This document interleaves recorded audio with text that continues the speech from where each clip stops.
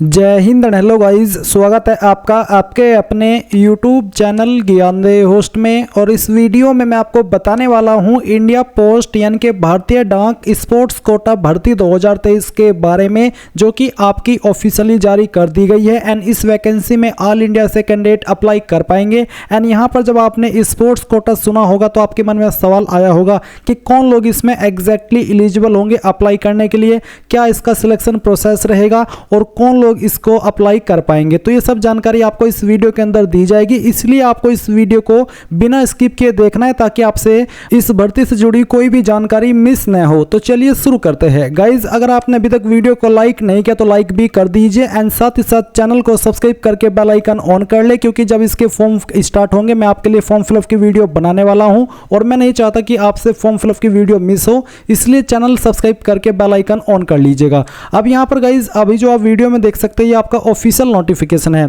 अगर आपको इसको खुद से डाउनलोड करना है तो आपको वीडियो के डिस्क्रिप्शन में मैंने हमारी वेबसाइट का लिंक दिया है। ये लिंक आप जैसे ही ओपन करेंगे तो आपके सामने इस भर्ती की जानकारी यहाँ पर भी आ जाएगी। आप यहाँ से भी सभी जानकारी देख सकते हैं एंड इंपॉर्टेंट लिंक्स के सेक्शन में आकर के ऑफिशियल नोटिफिकेशन PDF के ऊपर क्लिक करके इस नोटिफिकेशन को खुद से भी डाउनलोड कर सकते हैं, जहां पर आप जानेंगे recruitment of meritorious sports person in the department of post in the cadres of postal assistant, sorting assistant, postman, mail guard and multitasking staff. यानी कि इन पोस्ट पर आपकी ये स्पोर्ट्स पर्सन की वैकेंसी निकाली गई है। स्पोर्ट्स पर्सन यानी कि मेधावी खिलाड़ी। अब ये जो स्पोर्ट्स पर्सन है वो कौन कौन से गेम के होने चाहिए उसकी जानकारी आपको आगे दी जाएगी।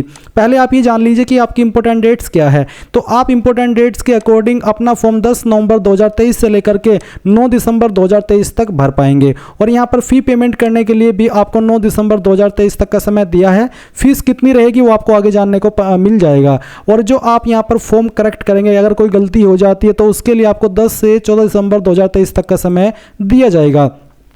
अब ये जो आपकी वैकेंसी है ये आपकी ग्रुप सी की कैटेगरी के अंदर रखी गई है, जिसमें कि postal assistant, sorting assistant, postman, mail guard और मल्टीटास्किंग स्टाफ की आपकी ये पोस्ट है। अब आप ये जान लीजिए कि कौन सी पोस्ट पर आपको क्या सैलरी मिलेगी। तो सैलरी आपको पोस्टल असिस्टेंट पर लेवल 4 की, जो कि 25,500 रुपये से लेकर के 81,100 रुपये होती है।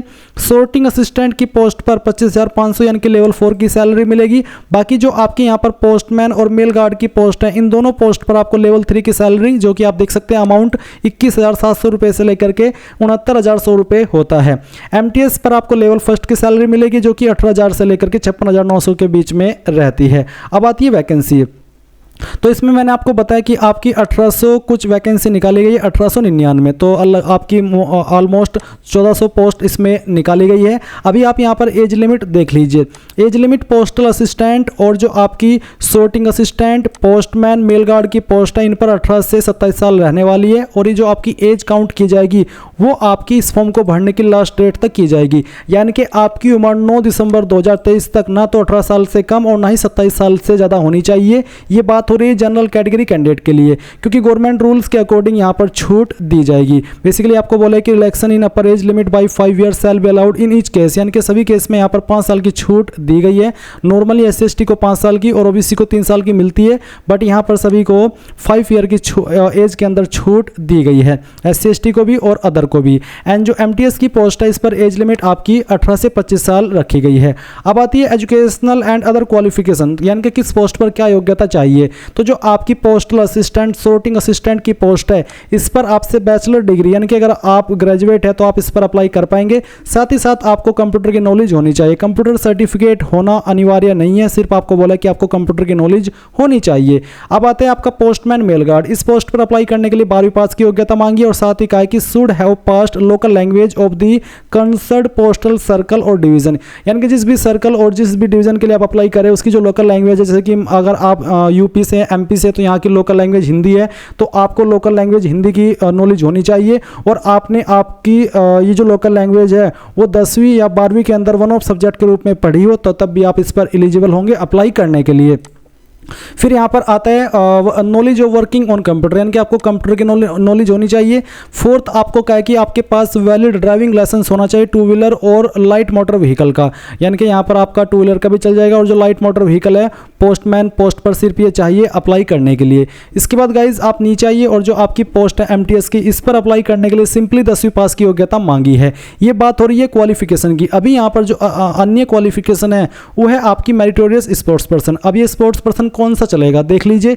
ए candidate shall be considered as meritorious sports person for the purpose of recruitment under notification with reference to following criteria, यानी कि वही कैंडिडेट यहाँ पर स्पोर्ट्स पर्सन कंसिडर किया जाएगा जिनके पास इनमें से किसी लेवल पर एलिजिबिलिटी रहेगी। क्या रहेगी देख लीजिए। Sports person who have represented a state or the country in the national or international competition, यानी कि वो कैंडिडेट जिसने कि स्टेट या फिर कंट्री को नेशनल या इंटरनेशनल लेवल पर कंपीट किया है, रिप्रेजेंट किया है। स्पोर्ट्स गेम्स जो कि यहाँ पर पारा 7 में मेंशन्ड है, वो गेम्स कौन कौन से जिनमें कि आपका रिप्रेजेंट करना जरूरी है वो मैं आपको बाद में बताऊंगा। पहले आप दूसरा और देख लीजिए। Sports person who have represented their university, यानी कि जिसने अपनी यूनिवर्सिटी को इंटर यूनिवर्सिटी टूर्नामेंट के अंदर रिप्रेजेंट किया है by the inter university sports board में, तो आप यहाँ पर तब भी एलिजिबल होंगे स्पोर्ट्स के अकॉर्डिंग अप्लाई करने के लिए। सी में आपको कहा है कि sports person who have represented state school team, यानी कि जो आपकी स्टेट स्कूल टीम है वो आपने national sports games of school conducted by all India school games federation जो इसके द्वारा कंडक्ट की जाती है, अगर आपने रिप्रेजेंट किया है तब भी आप स्पोर्ट्स के अकॉर्डिंग एलिजिबल है। डी है sports person who have been awarded national award in physical efficiency, यानी कि वो कैंडिडेट जिसको नेशनल अवार्ड मिला हो फिजिकल इफिशिएंसी में तो वो भी इसमें एलिजिबल होगा। अब जो आपके गेम्स है या इवेंट्स है वो आप देख लीजिए। यहाँ पर आर्चरी है, आत्यापत्य है, माफ़ी चाहूँगा अगर मैं इसको सही से नहीं पढ़ पा रहा हूँ क्योंकि ये थोड़ा अनयूजुअल वर्ड है। इसके बाद में basketball, body building, bridge, chess, इसके अलावा cycling, cricket, carrom, boxing, baseball, athletics, badminton, तो ये सभी आपके स्पोर्ट्स हैं। अगर आपने इन स्पोर्ट्स को इन लेवल पर खेला है जो कि यहाँ पर मेंशन किए गए या आपने रिप्रेजेंट किया है तो आप इसमें एलिजिबल है स्पोर्ट्स के अकॉर्डिंग अप्लाई करने के लिए। कौन से कंपटीशन के लिए यहाँ पर कौन सा सर्टिफिकेट चाहिए होगा वो आपको नीचे दिया गया है। बस ये जो सर्टिफिकेट है ये आपको डेमो के लिए दिया है। अगर आपके पास खुद का सर्टिफिकेट है जिस लेवल पर आपने खेला है तो फिर वो सर्टिफिकेट आप अपलोड कर सकते हैं। अगर नहीं है तो फिर यहाँ पर जो आपको सर्टिफिकेट के परफॉर्मा इसमें दिए गए हैं फॉर्म के रूप में तो ये आपको भरवाने और जो डेजिग्नेटेड अथॉरिटी है उनसे आपको यहाँ पर साइन इसके ऊपर कराने होंगे, सील लगवानी होगी, तो ये सर्टिफिकेट भी आपका एप्लीकेबल हो जाएगा। अगर ये वाला नहीं है और आपके पास खुद का ओरिजिनल सर्टिफिकेट है जो कि आपको मिला है तो उसकी फोटोकॉपी आप फॉर्म भरते समय इस्तेमाल करेंगे। अब गाइज यहाँ पर आप ये भी जान लीजिए कि आपका सिलेक्शन इसमें कैसे होगा। तो गाइज इसमें जो आपका सिलेक्शन होगा वो आपका यहाँ पर जो पहले आपकी जो स्पोर्ट्स है वो चेक की जाएगी, आपकी स्पोर्ट्स अचीवमेंट होगी, उसमें आपका जो एक स्पोर्ट्स एक्टिविटी है वो करा करके देखी जाएगी। मैं आपको थोड़ा शॉर्ट में बता ही देता हूँ। तो इसमें आपका एक मेरिट लिस्ट बनेगी आपकी स्पोर्ट्स अचीवमेंट के आधार पर और फिर डॉक्यूमेंट वेरिफिकेशन होगा एंड मेडिकल एग्जाम होगा। यानी कि इसमें कोई आपका एग्जाम नहीं होगा, रिटन एग्जाम जिसको आप कहते हैं, कोई इस तरह का एग्जाम नहीं है।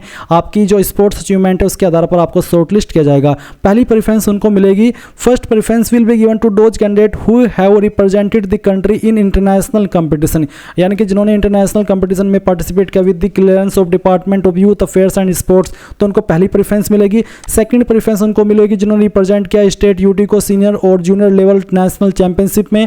थर्ड प्रेफरेंस उनको मिलेगी जो कि इंटर यूनिवर्सिटी कंपटीशन को रिप्रेजेंट किए हैं। तो बेसिकली आप यहाँ पर देख सकते हैं कि किसको क्या प्रेफरेंस दी जाएगी। यहाँ पर आपको 6th प्रेफरेंस तक प्रेफरेंस दी गई है।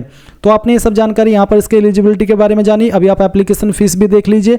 एप्लीकेशन फीस यहाँ पर 100 रुपये पे करनी है जनरल ओबीसी कैंडिडेट को, और जो SC ST कैटेगरी कैंडिडेट है और फीमेल कैंडिडेट है इनको अप्लाई करने के लिए कोई एप्लीकेशन फीस पे करने की आवश्यकता नहीं है। ये कैटेगरी कैंडिडेट फ्री में अप्लाई कर पाएंगे। सो गाइज ये थी इस भर्ती के बारे में संपूर्ण जानकारी। और अब आप यहाँ पर आपकी जो स्टेट वाइज या सर्कल वाइज वैकेंसी है वो भी देख सकते हैं कि कौन से सर्कल में किस पोस्ट पर एग्जैक्टली कितनी वैकेंसी निकाली गई है एंड कौन सी स्टेट की क्या लोकल लैंग्वेज है उसकी जानकारी भी आपको इस टेबल में दी गई है। सो गाइज आई होप अब आपको सब कुछ क्लियर हो गया होगा। अगर कोई सवाल डाउट रह गया है तो कमेंट के माध्यम से पूछ लीजिएगा, और अगर आपने अभी तक वीडियो को लाइक नहीं किया कर दीजिए, चैनल को सब्सक्राइब करके बेल आइकन ऑन कर लीजिए। Thanks for watching. जय हिंद।